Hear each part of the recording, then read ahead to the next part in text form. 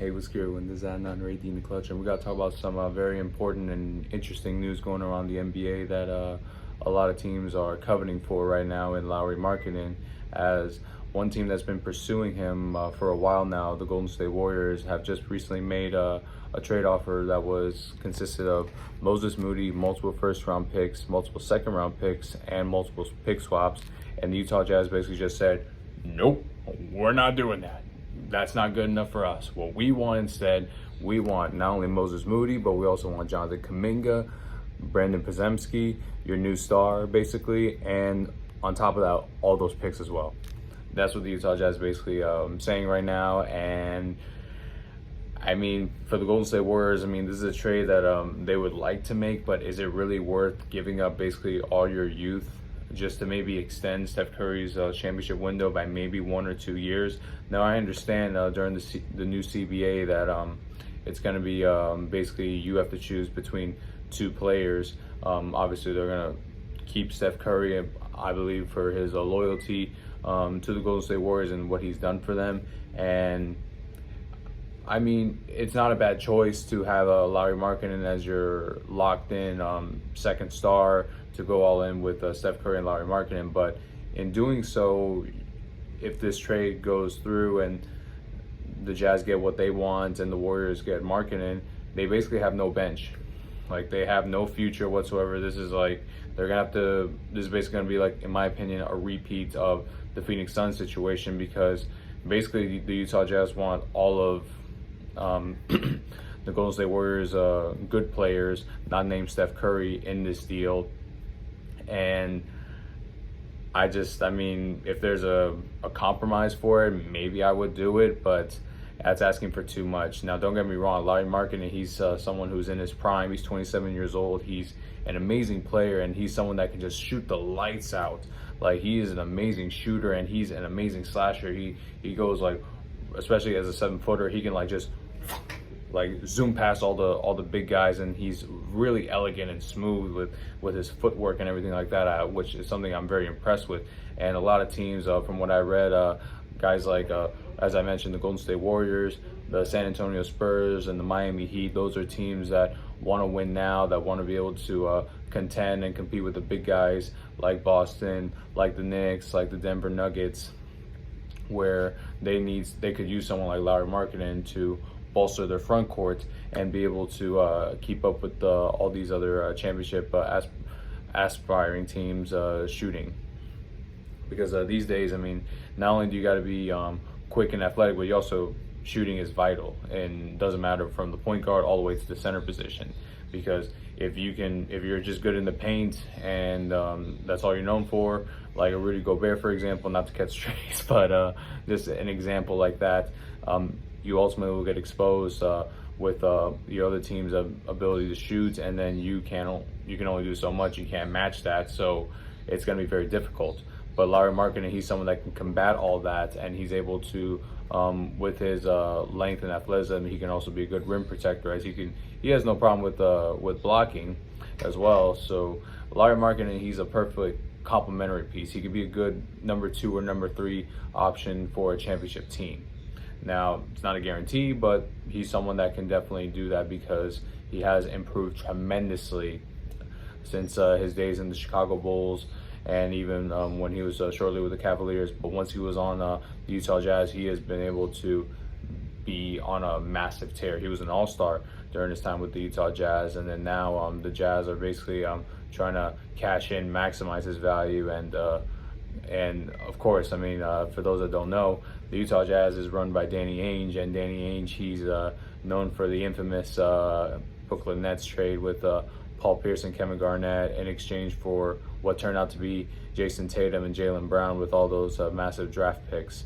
And they ultimately end up winning the championship, because you can make the case that Jayson Tatum and Jaylen Brown, had everything kept going, would have ended up in Brooklyn. But because Danny Ainge was a genius and basically finessed them and just yeeted all those first round picks, and they ended up reaping the rewards, and the 2 J's are in Boston instead of Brooklyn like originally planned. So Danny Ainge is basically trying to recreate that with what I'm seeing. This is their desired trade, because I'm looking at this, I'm like, I would not do that, because you're basically giving up the farm for one good player. But if it doesn't work out with the Golden State Warriors, if Steph Curry and Lauri Markkanen do not win a championship, they're going to be stuck in at the bottom of the league for the next 5 to 10 years, because Steph Curry eventually he is going to get too old and he can't keep carrying the Warriors like he's been doing. I mean, we have to remember the Golden State Warriors didn't make the playoffs this last season,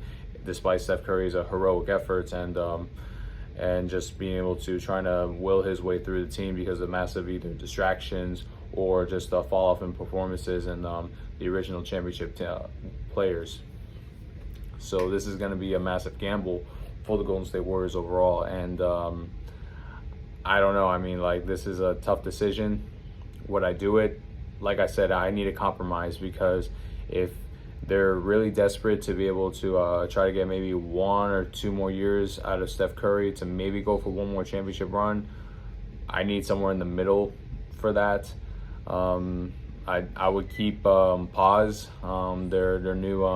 their new star, basically, that replaced Klay Thompson. I would keep him and be able to get Lauri Markkanen. So we got our backcourt set, and then we also got our front court, and then have and then figure a way to maybe get another forward with their development, or sign somebody for cheap, because they're going to get rid of Moses Moody and Jonathan Kuminga.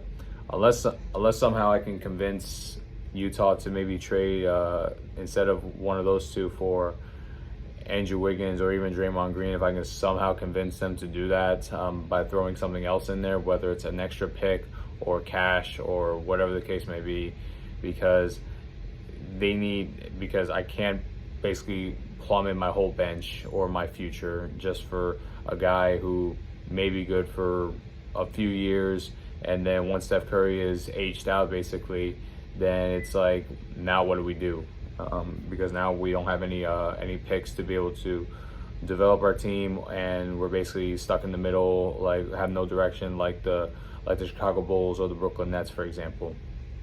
So that's a really tough dilemma for the Golden State Warriors, and there's also a message to the rest of the league that anybody that wants Lauri Markkanen, you're gonna deal with Danny Ainge. You're gonna deal with basically a trained professional robber. I mean, I don't know how he does it, but like, he's able to, like, nope, you want this guy? All right, give me everything you got, man. Take it or leave it. I don't care. And then a lot of teams do cave in. It's like, okay, we'll give it to you. We'll give you 5 first-round picks. We'll give you these players. Just give us this person. All right, we're good. Yeah. And then things fall apart, and then Danny Ainge is able to fleece everybody every single time. He's really good at this, and he's a good hustler. I will give Danny Ainge credit for that. But with that being said, I don't know. I mean, if I'm someone, as I mentioned earlier, like the Spurs or the Heat, I don't know if I want to give up everybody just for maybe one piece that could or could not get them over the hump. Because remember, the Utah Jazz, they were the 12th seed. They did not make the playoffs, and they basically gave Lauri Markkanen the keys to the franchise. He was their face of the franchise. He was able to basically do whatever he wants. How do we know if he's going to be able to 100% lead a team like the Warriors or the Spurs or the Heat, teams that are aspiring to not only compete for a playoff spot but also to compete for a championship?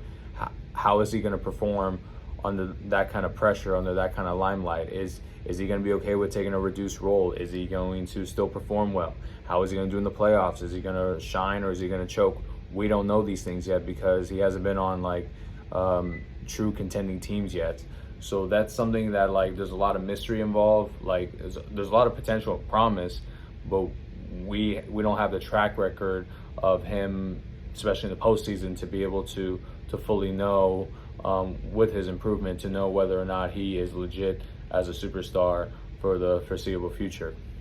So that's something that these teams got to look out for. But don't get me wrong, Lauri Markkanen, he is an amazing shooter. He's great on the interior. He can do a bunch of amazing things. But this is something that a team like the Warriors will have to debate and decide, is it worth it? Because while yes, you are getting in Lauri Markkanen this past season, is 23.2 points per game, 8.2 rebounds, 2 assists, 0.9 steals, 0.5 block, shooting an impressive 48% from the field, 39.9% three-point range, along with his 1.4 turnovers. I mean, while all that's impressive, like I said, he doesn't have much playoff experience yet, and we don't know if that's going to translate over, because there are plenty of superstars who are amazing in the regular season, but we don't know,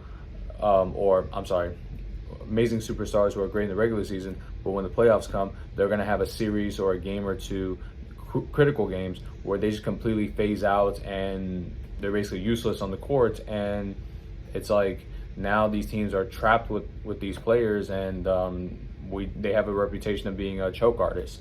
So we don't know if that's the case for Lauri Markkanen. Could he be someone that shines in the playoffs, or is he someone that's going to choke under pressure, and it's going to be able to be another case of, like, for example, like a James Harden or like a Paul George or even a Joel Embiid.